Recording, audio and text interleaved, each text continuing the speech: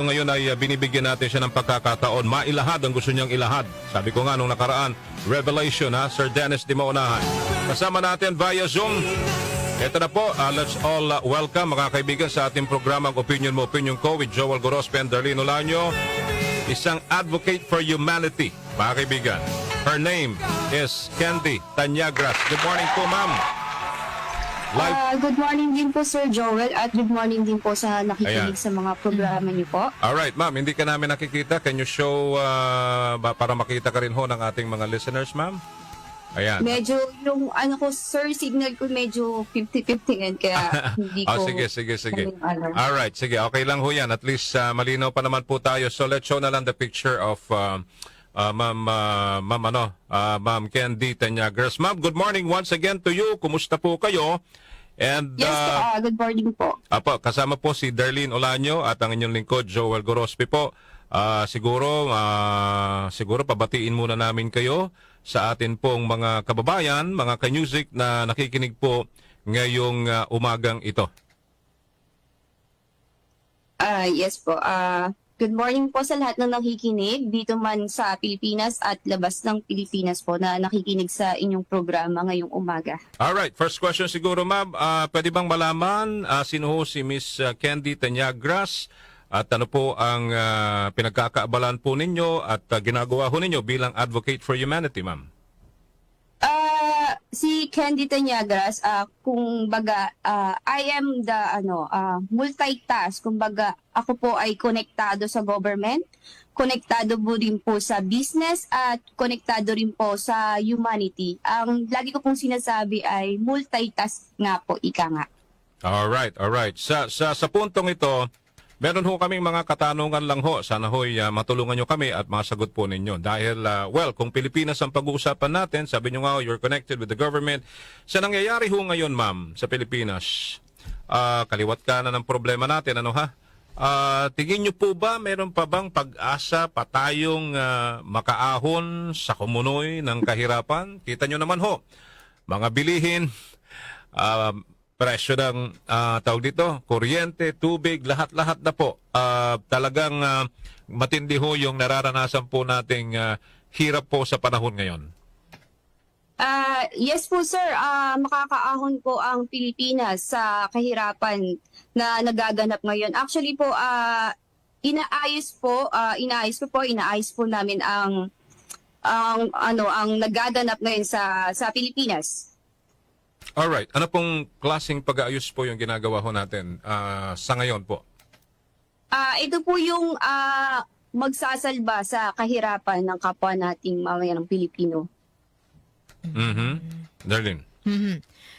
Siguro, next question ko din, partner, yung napag-usapan nyo nga, partner, kada na nabanggit mo kanina, regarding doon sa revelation daw na ikagugulat Yes, ng, ano ba ito? yan, Yung nga ano pala ba yun, kasi yung nga nabanggit ko nung isang araw na mukhang mayroon tayong revelation na hindi alam ng lahat. Di po ba? Na gusto naming marinig ho sa inyo. Ano ho ba itong revelation po na ito, Ma'am Candy? Yung revelation po na sasabihin ko po ngayon is kung gaano po kayaman ang bansang Pilipinas. Yes, mayaman po ang Pilipinas, mayaman din po sa langis ang Pilipinas. Lahat po ng kailangan ng buong mundo ay nasa Pilipinas po. Ang pinakapusod po ng langis sa buong mundo ay matatagpuan po sa Luzon. Wala sa Visayas, wala sa Mindanao, wala sa West Philippine Sea, kundi nasa Luzon.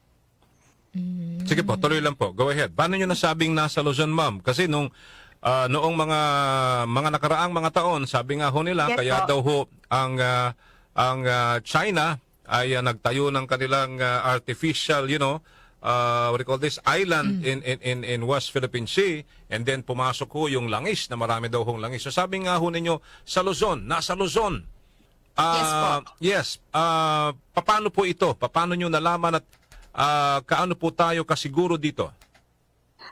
Meron po tayong mga documents, we have analysis na magpapatunay at gaya po ng sinabi ko rin sa international, sa lahat po ng refineries na nakakilala po sa akin, is sagrado po ang langis ng Pilipinas. Kumbaga, hindi po siya katulad ng langis ng iba't ibang bansa na kapag nakita mo na is pwede mo lang i-drill. Ito po ay sagrado na ilalabas ngayon sa bayan po. And wala pong langis po ang West Philippine Sea. Marami na pong nakipag-meeting po sa akin regarding po dyan at wala po silang kayang patunayan. At tayo po na nagsasalita po ngayon ay may patutunayan po tayo para sa lahat po. So ano nagiging problema po? Bakit hindi siya, what do you call this? Hindi makapag-explore. Ano po nagiging hadlang, ma'am, dito po sa sinasabi po ninyo? Kaya po hindi po nakakapag-explore is medyo may konting humarang lang po sa government. Pero ito po ay naaayos na po natin at willing po ang international, katulad ng sinabi ko, tayo lang po ang Pilipinas ang nakapasok po sa malalaking kumpanya katulad ng ADNOC, yung Exxon refineries na nagulat sila na ganun pala kayaman ang Pilipinas. Dito sa binabanggit ninyo, medyo naging interesado ako, Darlene. Doon sa langis sa pinag-uusapan po natin sa Luzon.